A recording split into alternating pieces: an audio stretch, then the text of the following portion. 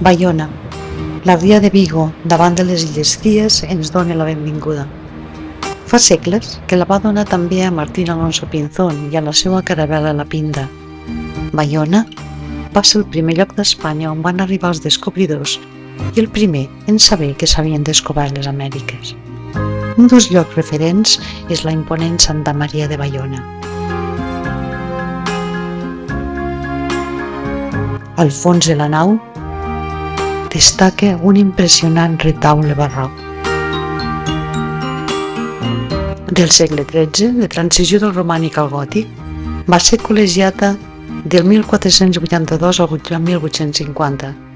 Des de llavors és l'església parroquial. Al 1976 es va restaurar a consciència i amb tots els detalls. Molt a prop hi ha la capella de Santa Liberata, de començaments del 18.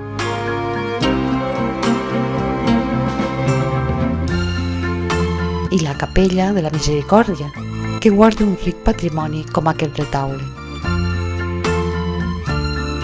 El centre històric és un magnífic exemple d'art medieval, mostra de la importància que va tenir amb el descobriment de les Amèriques. Arribem al castell fortalesa de Monterreal. Impressiona. Des d'aquí es defensaven les ries i l'entrada al territori. Als segles XV i XVI, a més, va ser un important i estratègic punt comercial. Joan II de Castella va concedir a Baiona el privilegi de ser un dels dos únics ports gallecs que podien comerciar a l'estranger. La imatge i l'estructura barregen el que va ser durant el període medieval i el renaixentista.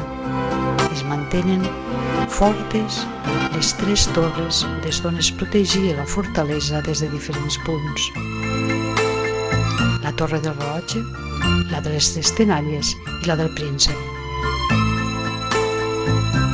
Està documentat que al 1924 un immigrant gallec que havia fet una gran fortuna a Cuba va comprar el terreny i va dedicar-se de ple a restaurar i conservar el lloc i la fortalesa.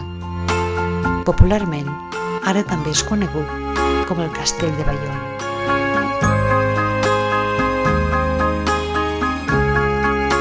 És espectacular l'infinit que es veu des d'aquí dalt. Miris on miris.